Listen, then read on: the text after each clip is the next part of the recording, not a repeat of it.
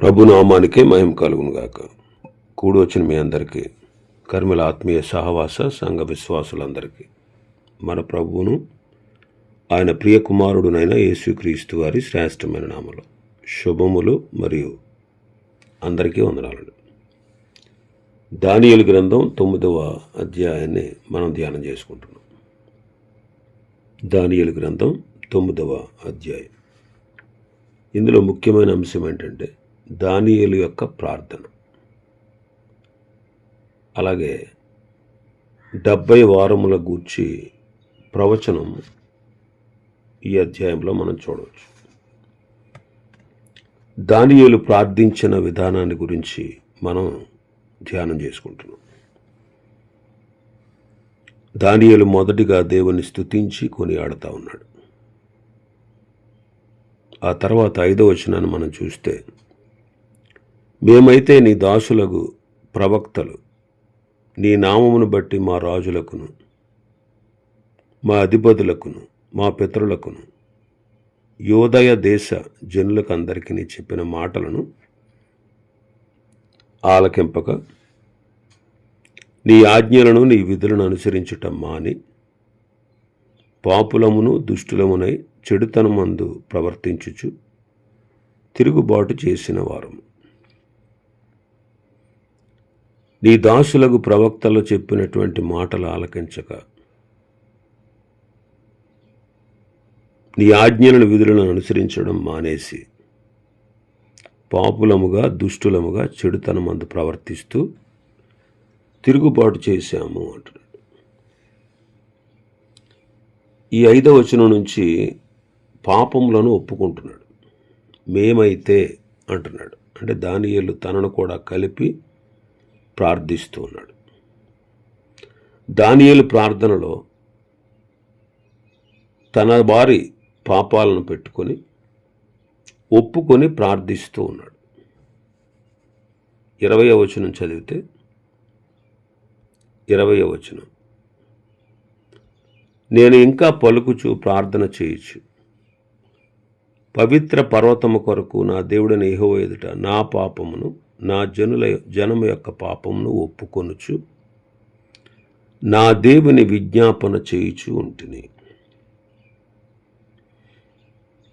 భక్తులందరూ ఇలాగే ప్రార్థించారు.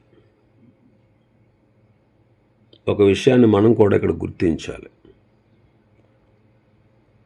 భక్తులు జనుల పాపాలను గూర్చి ప్రార్థించినప్పుడు మేము కూడా పాపులమే అనే విషయాన్ని వాళ్ళు గుర్తించారు.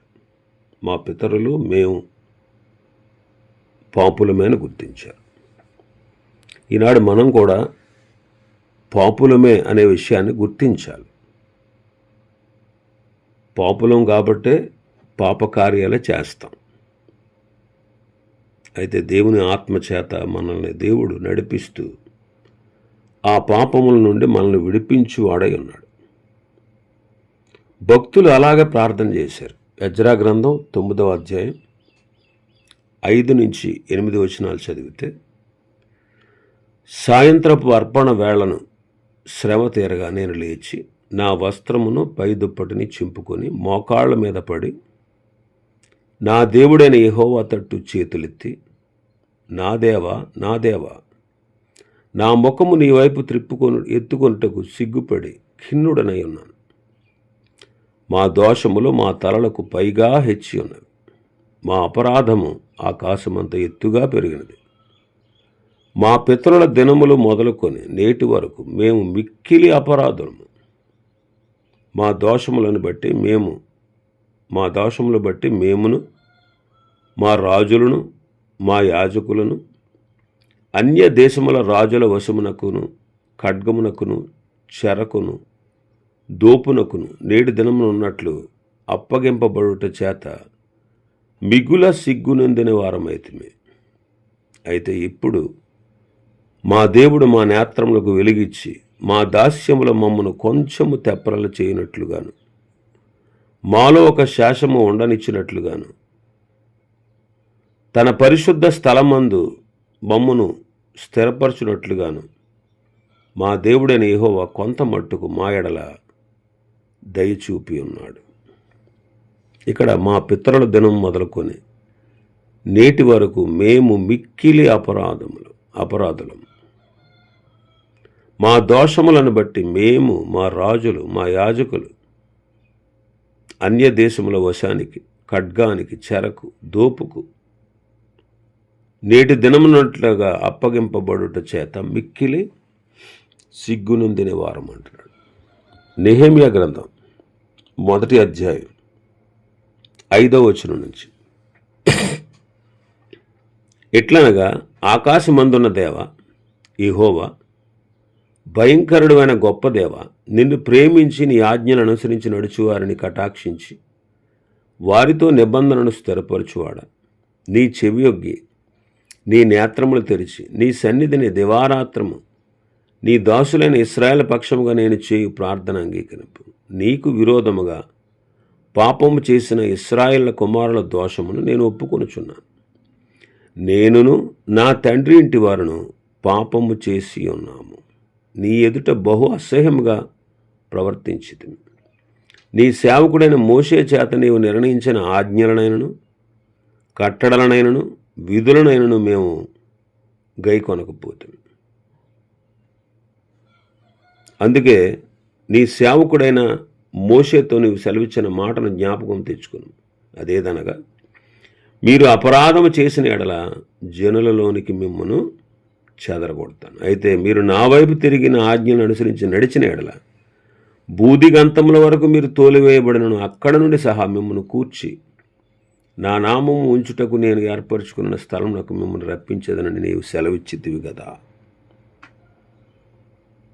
కాబట్టి ఇక్కడ భక్తులు కూడా అలాగే ప్రార్థించారు. ఎందుకంటే భక్తులు వారి పాపాలు, వారి పితరుల పాపాలు, వారి జనుల పాపాలు ప్రభు ఎదుట ఒప్పుకున్నారు. కాబట్టి భక్తుల ప్రార్థనలు మనకెంతో మాదిరికరమైనవి, ఎంతో అమూల్యమైనవి. ఇంకా దానియేలు దీన మనస్సుతో ప్రార్థిస్తూ ఉన్నాడు. అందుకే కీర్తనకారుడు అంటాడు, దీనుల ప్రార్థన ఆయన ఆలకిస్తాడు. యెషయా గ్రంథంలో మనం చదువుతాం. యెషయా గ్రంథం 57వ అధ్యాయం 15వ వచనం, మహాగణుడును మహోన్నతుడును పరిశుద్ధుడును నిత్య నివాసీయునైన వాడు ఇలాగు సెలవిచ్చుచున్నాడు, నేను మహోన్నతమైన పరిశుద్ధ స్థలములో నివసించువాడు. అయినను వినయము గలవారి ప్రాణమును ఉజ్జీవింపచేయుటకును నలిగిన వారి ప్రాణమును ఉజ్జీవింపచేయుటకును వినయము గలవారి వద్దను దీన మనస్సు గలవారి వద్దను నివసించుచున్నాను. ఇంకా మనం చూస్తే 5వ వచనం, మన భాగంలో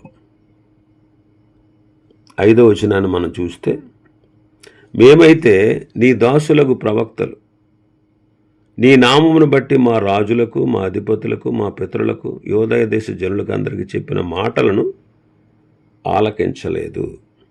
నీ ఆజ్ఞలను, నీ విధులను అనుసరించుట మానేశాము.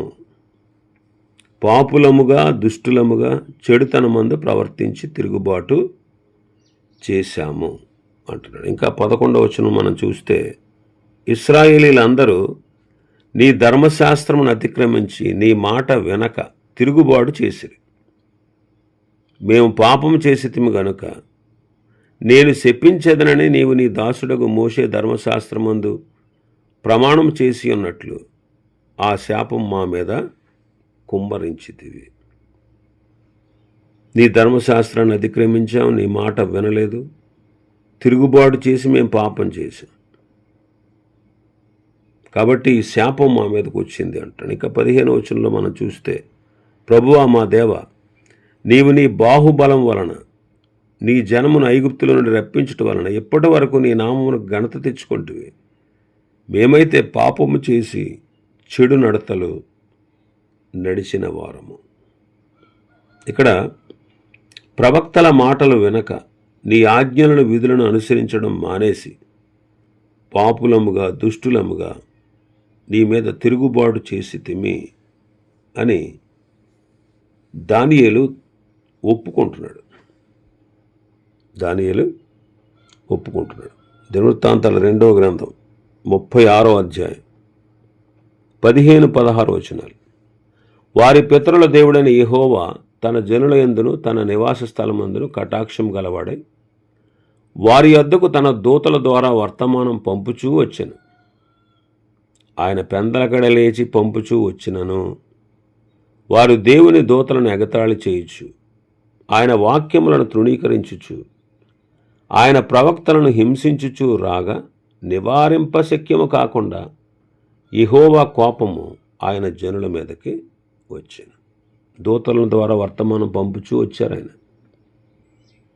అయినా సరే వాళ్ళు దూతలను ఎగతాళి చేసి ఆయన వాక్యాలను తృణీకరించి ప్రవక్తలను హింసిస్తూ వచ్చారు.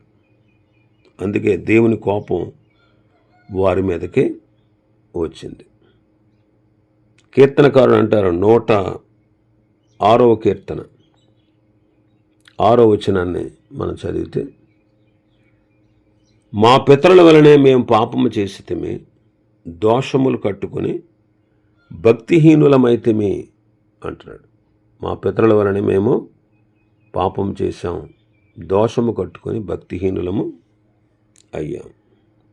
ఇంకా ఇర్మియా గ్రంథం 7వ అధ్యాయంలో చూస్తే, ఇర్మియా గ్రంథం 7వ అధ్యాయం 13వ వచనం నుంచి, నేను మీతో మాట్లాడినను పెందలకడి లేచి మీతో మాట్లాడినను మీరు వెనకయు మిమ్మును పిలిచినను మీరు ఉత్తరమియకయు ఉండిన వారై ఈ క్రియలన్నిటినీ చేసి తిరి గనుక నేను షిలోహునకు చేసినట్టు మీకు ఆశ్రయమైన నా నామం పెట్టబడిన ఈ మందిరమునకును మీకును మీ తండ్రులకును నేను ఇచ్చిన స్థలమునకును నేను అలాగే చేయుదును అంటున్నాడు. నేను మీతో మాట్లాడినను పెందలకడ లేచి మీతో మాట్లాడిన మీరు వినలేదు, పిలిచాను మీరు పలకలేదు, మీరు ఈ దుష్టక్రియలన్నీ చేశారంటున్నాడు. దానియేలు అన్ని విషయాల్లో యథార్థవంతుడుగా ఉన్నట్టు పరిశుద్ధ గ్రంథంలో మనం చూస్తాం. అయితే పాపి కాదా తను? పాపే. ఎలా అంటే ఆదాము అవ్వల అవిధేయతను బట్టి మానవులందరూ పాపులే. కాబట్టి ఏ తప్పు చేసినట్టుగా పరిశుద్ధ గ్రంథంలో లేకపోయినా జన్మతః అతను పాపి. కానీ పాపి అనేటువంటి విషయాన్ని గుర్తించి తన పాపాన్ని, తన పితరుల పాపాన్ని, తన జనుల పాపాలని ఒప్పుకుంటూ వచ్చాయి. భక్తులందరూ అంతే. కాబట్టి మనం కూడా, అందుకే వాక్యం ఏముంది, నీతిమంతుడు లేడు, ఒక్కడనూ లేడు. కానీ దానియేలు దేవుని మహిమకు తగినట్లుగా ప్రార్థిస్తూ ఉన్నాడు. 7వ వచనంలో మనం చూస్తే, 7వ వచనం, ప్రభువా నీవే నీతిమంతుడు, మేమైతే సిగ్గుచేత ముఖ వికారం పొందిన వరము, మేము నీ మీద తిరుగుబాటు చేసితిమి, దానిని బట్టి నీవు సకల దేశములకు మమ్మల్ని తరిమితివి. యెరూషలేములోను యోదయ దేశంలోను నివసించుచు స్వదేశవాసులుగా ఉన్నట్టు పరదేశవాసులుగా ఉన్నట్టు ఇశ్రాయేలు అందరికీ మాకు ఈ దినమున సిగ్గే తగి ఉన్నది.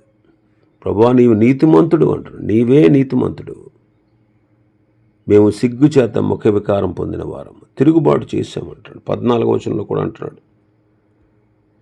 14వ వచనం, మేము మా దేవుడైన యెహోవా మాట వినలేదు గనుక ఆయన తన సమస్త కార్యముల విషయమే న్యాయస్థుడై ఉండి సమయము కనిపెట్టి ఈ కీడు మా మీదకి రాజేసెను. మేము మా దేవుడైన యెహోవా మాట వినలేదు అంటున్నాడు. మేము మా దేవుడైన యెహోవా మాట వినలేదు. అందుకే ఆయన న్యాయస్థుడు అంటున్నాడు. దేవుడు న్యాయస్థుడు. కీర్తనకారుడు అంటాడు, యెహోవా తన మార్గములన్నిటిలో నీతి గలవాడు, తన క్రియలన్నిటిలో కృపచూపువాడు అంటాడు. అందుకే వాళ్ళు చేసినటువంటి ఈ పనులను బట్టే ప్రభు ఏం చేశాడో చెప్తున్నాడు 7వ వచనంలో, మమ్మల్ని తరిమావు సకల దేశములకు. దానిని బట్టి నీవు సకల దేశములకు మమ్మల్ని తరిమితివి. ఇశ్రాయేలులకు అందరికీ మాకు ఈ దినమున సిగ్గే తగి ఉన్నది. సిగ్గే తగి ఉన్నది అంటాడు. రాజుల 2వ గ్రంథం 17వ అధ్యాయం 6-7 వచనాలు. హోషేయ ఏలుబడిలో 9వ సంవత్సరం అందు అష్షూరు రాజు షోమ్రోను పట్టణమును పట్టుకొని ఇశ్రాయేలు వారిని అష్షూరు దేశంలోనికి చెరగొనిపోయి గోజాను నది దగ్గర ఉన్న హాలహు హాబోరు అను స్థలముల యందును మాదీయుల పట్టణంలోను వారిని ఉంచెను. ఎందుకనగా ఇశ్రాయేలుల ఐగుప్తు దేశంలో నుండి ఐగుప్తు రాజు అయిన ఫరో యొక్క బలము క్రింద నుండి తమ్మును విడిపించిన తమ దేవుడైన యెహోవా దృష్టికి పాపము చేసి ఇతర దేవతల యందు భయభక్తులు నిలిపి తమ ఎదుట నిలవకుండా యెహోవా వెళ్ళగొట్టిన జనముల కట్టడలను ఇశ్రాయేలు రాజులు నిర్ణయించిన కట్టడలను అనుసరించుచూ ఉన్నారు.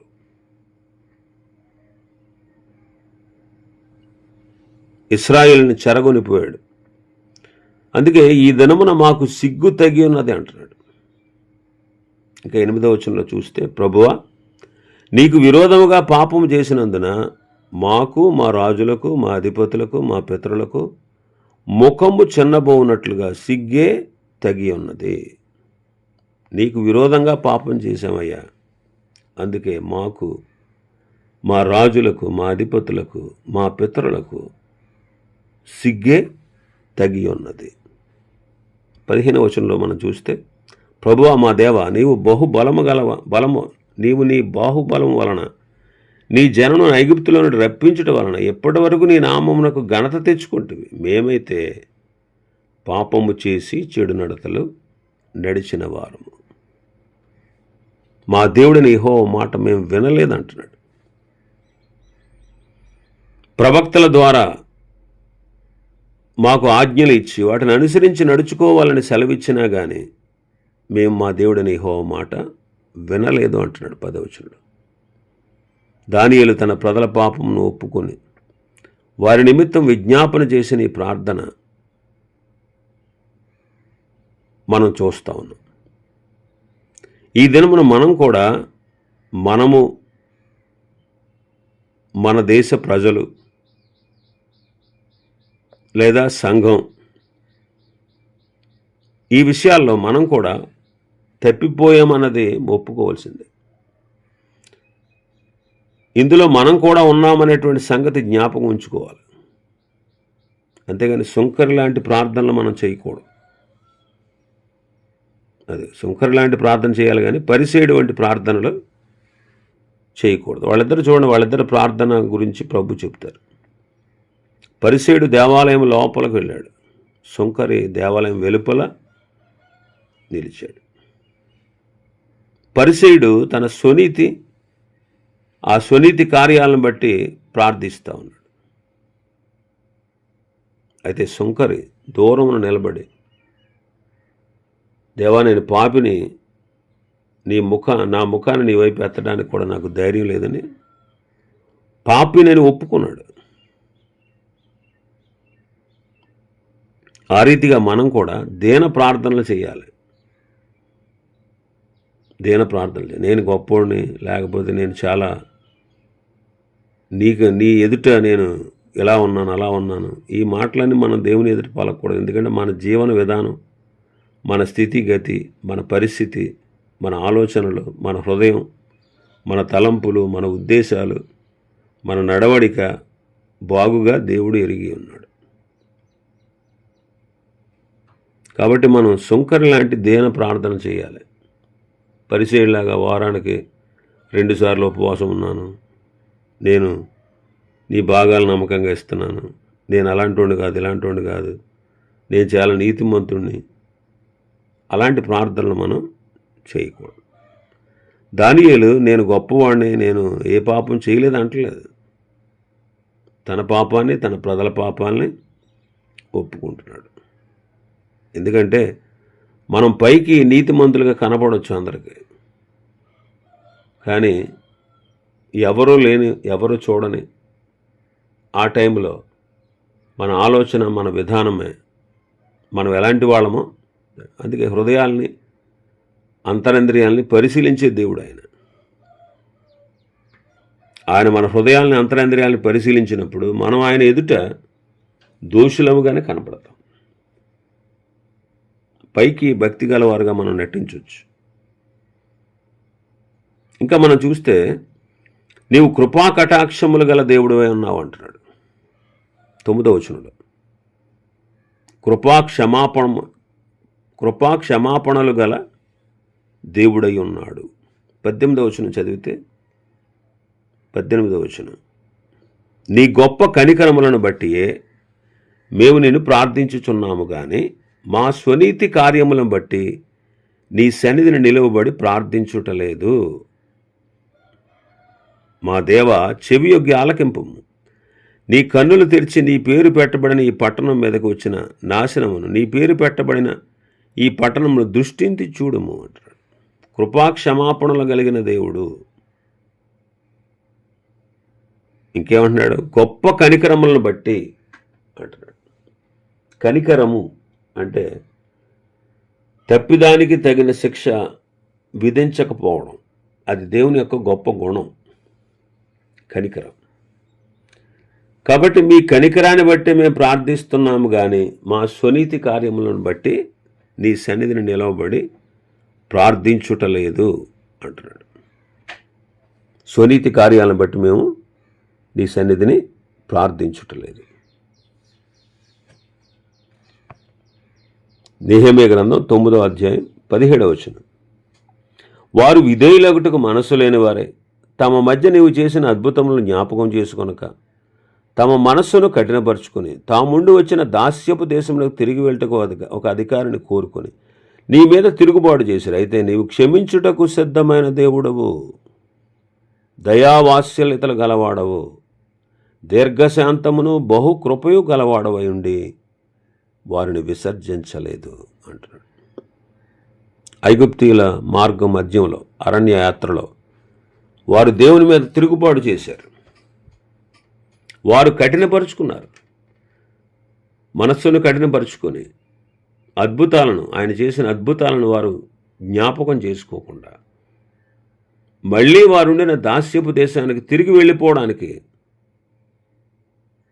ఒక అధికారిని కోరుకుని ఆయన మీద తిరుగుబాటు చేశారు. అయినా సరే దేవుడు ఎన్నోసార్లు వారు విసిగించిన ఓర్చుకున్నాడు. ఎందుకంటే ఆయన క్షమించుటకు సిద్ధమైన మనస్సు కలిగినవాడు, దయా వాత్సల్యములు గలవాడు, దీర్ఘశాంతుడు, బహు కృపగలవాడు. అందుకే వాళ్ళని విసర్జించలేదు అంటున్నాడు. అందుకే వాళ్ళని విసర్జించలేదు. దేవుని యొక్క గుణలక్షణాల గురించి ఇక్కడ మాట్లాడుతున్నాడు. దేవుని యొక్క గుణలక్షణాలు కీర్తనకారుడు అంటాడు 86వ కీర్తన 15వ వచనం మనం చూస్తే, ప్రభువా నీవు దయాదాక్షిణ్యములు గల దేవుడవు, దీర్ఘశాంతుడవు, కృపా సత్యములతో నిండినవాడవు. కృపా సత్యములతో నిండినవాడు. ఈ రీతిగా దానియేలు దేవుణ్ణి ప్రార్థిస్తూ ఉన్నాడు. ఇంకా 11వ వచనం చూస్తే, ఇశ్రాయేలులందరూ నీ ధర్మశాస్త్రం అతిక్రమించి నీ మాట వెనక తిరుగుబాటు చేసిరి. మేము పాపము చేసితము గనుక నేను శపించదనని నీవు నీ దాసుడకు మోషే ధర్మశాస్త్రమందు ప్రమాణము చేసి ఉన్నట్లు ఆ శాపము మా మీద కుమ్మరించు. ధర్మశాస్త్రాన్ని అతిక్రమించావు, నీ మాట వినకుండా తిరుగుబాటు చేశావు. నీవు ముందే చెప్పావు ధర్మశాస్త్రంలో, మిమ్మల్ని శపిస్తాను మీరు ఎలా మాట వినకపోతే, తిరుగుబాటు చేస్తే అని ముందే చెప్పావయ్యా. మోషే ధర్మశాస్త్రమందు నీవు చెప్పినట్టుగా ఆ శాపాన్ని మా మీదకి కుమ్మరించావు అంటున్నాడు. యెరూషలేములో జరిగినంత కీడు మరి ఏ దేశంలో జరగలేదండి.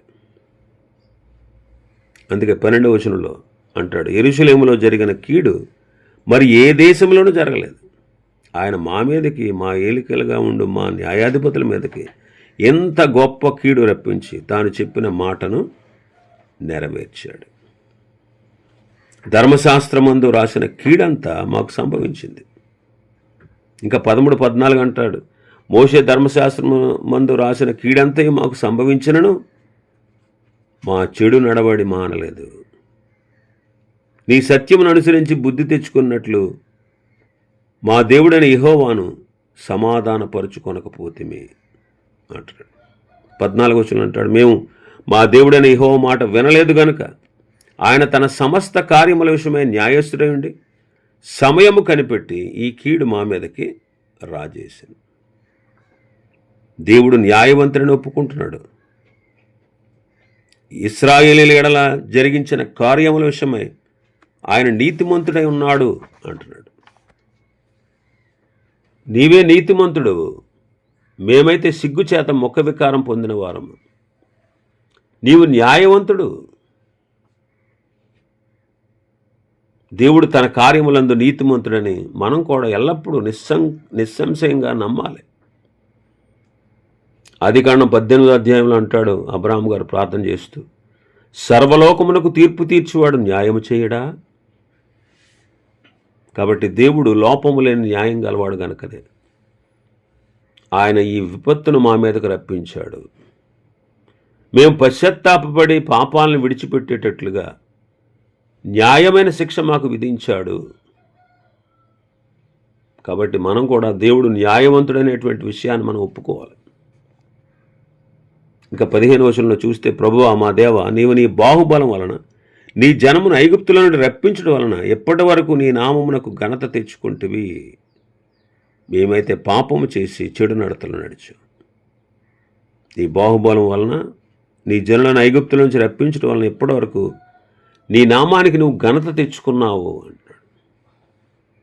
దానియేలు దేవుని యొక్క ఉపకార బుద్ధిని, ఆయన ఉపకారంతో చేసిన కార్యాలని వాటన్నిటిని బట్టి కొనియాడుతూ ప్రార్థిస్తున్నాడు. ఇశ్రాయేలీలకు దేవునికి ఉన్న సంబంధాన్ని ఎత్తి ప్రార్థిస్తున్నాడు. నీ జనులకు, నీ జనము అంటున్నాడు. నీవు రప్పించిన ప్రజలు, నీవు చేసినటువంటి ఉపకారాలు, అయినా సరే మేము పాపం చేస్తూ వచ్చాము అంటున్నాడు. చెడు నడతలు నడిచాము అంటున్నాడు. 16వ వచనంలో చూస్తే, ప్రభువా మా పాపములను బట్టి మా పితరుల దోషమును బట్టి యెరూషలేము నీ జనుల చుట్టూ ఉన్న సకల ప్రజల ఎదుట నిందాస్పదమైనది. యెరూషలేము నీకు ప్రతిష్ఠితమైన పర్వతం.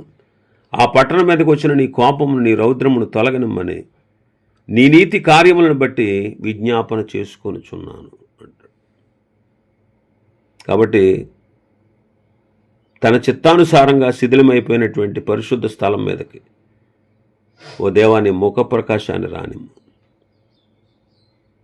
అంటున్నాడు. దేవుడు తన వాగ్దానం నెరవేర్చే విషయంలో మన క్రియలను బట్టి కాదు, ఆయన నీతిని బట్టి వారిని రక్షించాలని అతడు ప్రార్థన చేస్తున్నాడు. యెరూషలేము కొరకు, పరిశుద్ధ పర్వతం కొరకు ఆయన మహిమ తెచ్చుకోవాలని భక్తుడు ప్రార్థిస్తున్నాడు. అయ్యా నీ గొప్ప కనికరాన్ని బట్టి నేను ప్రార్థిస్తున్నా, మన స్వనీతి కార్యాలను బట్టి కాదు అంటున్నాడు. ప్రభువు ఆలకించు, ప్రభువు క్షమించు, ఆలస్యము చేయక చెవియొగ్గి నా మనవి ఆలకించు అంటున్నాడు. నీ ఘనతను బట్టియే మా ప్రార్థన విను. నిజమేనండి, భక్తులు చేసిన ప్రార్థనలకు నెరవేర్పు జరిగినప్పుడే దేవునికి మహిమ కలుగుతుంది. కాబట్టి మన హృదయాల్లో కూడా మనం చేసిన గొప్ప క్రియలను బట్టి, మంచి పనులను బట్టి దేవుడు మన ప్రార్థన ఆలకించాలని ఎప్పుడు మనం అనుకోకూడదు. దేవుని యొక్క గొప్ప కనికరాన్ని బట్టి ప్రభువు మన ప్రార్థన ఆలకించాలని మనం ప్రార్థించాలి. ఈ రీతిగా దానియేలు దేవునికి ప్రార్థన చేస్తున్నాడు. 17వ వచనం అంటాడు, ఎప్పుడైతే మా దేవా దీనిని బట్టి నీ దాసుడు చేయి ప్రార్థనను విజ్ఞాపనను ఆలకించి శిథిలమైపోయిన నీ పరిశుద్ధ స్థలం మీదకి నీ ముఖ ప్రకాశాన్ని రానిమ్ము. నీ గొప్ప కనికరాలను బట్టి మేము నేను ప్రార్థిస్తున్నాం, కానీ మా సునీతి కార్యాలను బట్టి నీ సన్నిధి నిలబడి ప్రార్థించట్లేదయ్యా. మా దేవా చెవియొగ్గి ఆలకించు. నీ కన్నులు తెరిచి నీ పేరు పెట్టబడిన నీ పరిశుద్ధ పట్టణం మీదకి వచ్చిన నాశనాన్ని, ఈ పట్టణాన్ని నీవు దృష్టించు. ప్రభు ఆలకించు, క్షమించు, ఆలస్యం చేయక చెవియొగ్గి నా మనవి చెత్తగించు. నా దేవా, ఈ పట్టణాన్ని, ఈ జనమును నీ పేరు పెట్టబడ్డారు, నీ ఘనతను బట్టి నా ప్రార్థన వినమని వేడుకొంటిని. దానియేలు చేసిన ప్రార్థన మనకు ఎంతో మాదిరికరమైనటువంటి, అలాంటి మాదిరికరమైనటువంటి ప్రార్థన మనం చేయాలి. దానియేలు ఏ తప్పు నేరము చేసినవాడు కాదు అని ఉంది బైబిల్లో. కానీ స్వభావం ఎలాంటిదో తాను ఎవరో గుర్తించి ప్రార్థించాడు. తాను చేసిన గొప్ప కార్యాలను బట్టి కాదు, కానీ దేవుని కనికరాన్ని బట్టి, ఆయన గొప్ప ఔన్నత్య స్థితిని బట్టి ప్రార్థించాడు. ప్రార్థన ఆలకించమని ప్రభువుని బ్రతిమలాడాడు. ఆ రీతిగా మనం కూడా ప్రార్థించే విషయంలో దానియేలు వంటి మాదిరికరమైన జీవితాన్ని కలిగి ఉండాలి. ఇంకా మరికొన్ని విషయాలు ఈ అధ్యాయంలో ఉన్నాయి. ప్రభు చిత్తమైతే రేపు మనం ధ్యానం చేసుకుందాం. దేవుడు ఈ వర్తమాన వాక్యాన్ని మన వినికిడిలో ఆశీర్వదించునుగాక. ఆమేన్.